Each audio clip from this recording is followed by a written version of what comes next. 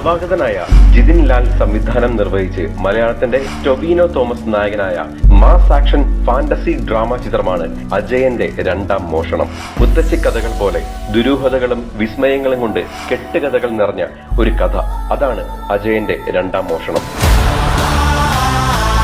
കുഞ്ഞിക്കേളു, മണിയൻ, അജയൻ എന്നിങ്ങനെ 3 കഥാപാത്രങ്ങളായി ടൊവിനോ തോമസ് എത്തുമ്പോൾ മലയാളത്തിന്റെ പ്രിയ താരം മോഹൻലാലിന്റെ ശബ്ദത്തിലൂടെ തുടങ്ങുന്ന ചിത്രം വളരെ മികച്ച ടൈറ്റിൽ ഗ്രാഫിക്സിലൂടെ സിനിമ പറയാൻ പോകുന്ന കഥയുടെ ഉള്ളിലേക്ക് നമ്മെ കൂട്ടിക്കൊണ്ടുപോകുന്നു. ട്രെയിലറിൽ കണ്ടത് ഞങ്ങൾ ഡീകോഡ് ചെയ്തതുപോലെ ആകാശത്തിൽ നിന്നും പൊട്ടി വീണ ഒരു കല്ല്, അതിൽ നിന്നും ഉണ്ടാക്കിയെടുത്ത വിഗ്രഹത്തെ ചുറ്റിപ്പറ്റിയാണ് ചിത്രം വികസിക്കുന്നത്. 3 കാലങ്ങളിൽ 3 കഥാപാത്രങ്ങളിലൂടെ വിഗ്രഹത്തിന്റെ കഥ പറയുമ്പോൾ ടൊവിനോ തോമസ് എന്ന താരത്തിന്റെ കരിയർ ബെസ്റ്റ് സെലക്ഷൻ എന്ന് നിസ്സംശയം പറയാം അജയന്റെ രണ്ടാം മോഷണത്തെ.